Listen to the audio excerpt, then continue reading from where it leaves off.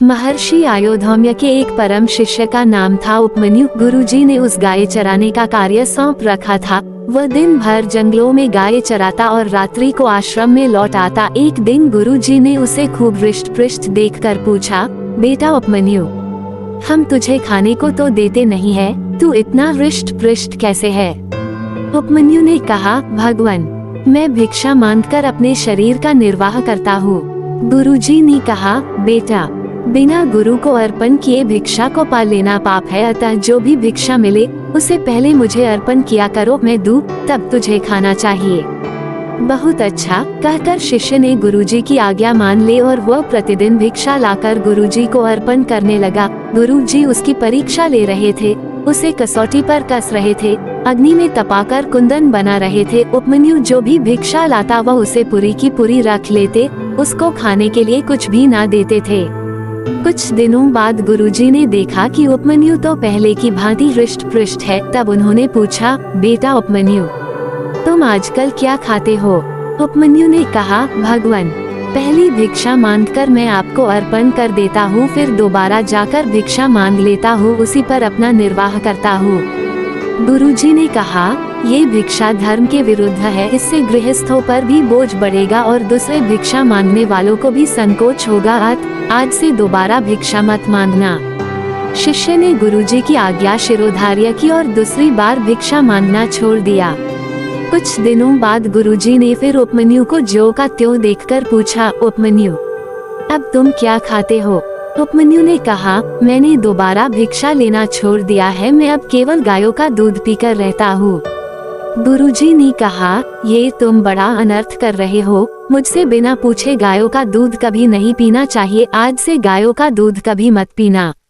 शिष्य ने गुरुजी की यह बात भी मान ली और उसने गायों का दूध पीना छोड़ दिया। थोड़े दिनों बाद गुरुजी ने फिर उपमन्यु को हृष्ट पृष्ट देखा और पूछा, बेटा, तुम दोबारा भिक्षा भी नहीं लाते, गायों का दूध भी नहीं पीते, फिर भी तुम्हारा शरीर ज्यों का त्यों बना है, तुम क्या खाते हो?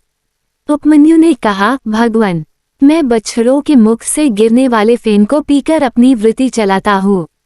गुरुजी ने कहा, देखो तुम ये ठीक नहीं करते, बछड़े दयावश तुम्हारे लिए अधिक फेन गिरा देते होंगे, इससे वे भूखे रह जाते होंगे, तुम बछड़ों का फेन भी मत पिया करो। उपमन्यु ने इसे भी स्वीकार कर लिया और उस दिन से फेन पीना भी छोड़ दिया। अब वो उपवास करने लगा, प्रतिदिन उपवास करता और दिन भर गायों के पीछे घूमता। भूखे रहते रहते उसकी सब इंद्रियां शिथिल पड़ गई। भूख के वेग में वह बहुत से आक के पत्तों को खा गया। उन कड़वे विषैले पत्तों को खाने से उसकी आंखें फूट गई। फिर भी उसे गायों के पीछे तो जाना ही था। वह धीरे धीरे आवाज के सहारे गायों के पीछे चलने लगा। आगे एक कुआं था, वह उसी में गिर पड़ा। गुरुजी उसके साथ निर्दयता के कारण ऐसा बर्ताव नहीं करते थे, वह तो उसे पक्का बनाना चाहते थे। कछुआ रहता तो जल में है, किंतु अंडों को सेता रहता है, इसी से अंडे वृद्धि को प्राप्त होते हैं। इसी प्रकार ऊपर से तो गुरुजी ऐसा बर्ताव करते थे, भीतर से सदा उन्हें उपमन्यु की चिंता लगी रहती थी। रात्रि में जब उपमन्यु नहीं आया तब उन्होंने अपने दूसरे शिष्य से पूछा, उपमन्यु अभी तक लौटकर नहीं आया? गाय तो लौटकर आ गई, मालूम होता है कि बहुत कष्ट सहते सहते वह दुखी होकर कहीं भाग गया, चलो उसे जंगल में चलकर ढूंढे। ये कहकर गुरुजी जंगल में उपमन्यु को खोजने लगे। सर्वत्र वे जोर से आवाज देते, बेटा उपमन्यु, तुम कहाँ हो?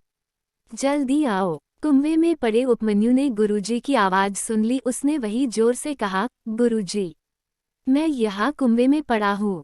गुरुजी वहां पहुँचे। सब हाल सुनकर वह हृदय से बड़े प्रसन्न हुए। उन्होंने कहा, बेटा, ऋग्वेद की ऋचाओं से तुम देवताओं के वैद अश्विनी कुमार की स्तुति करो, वह तुम्हें आंखें दे देंगे।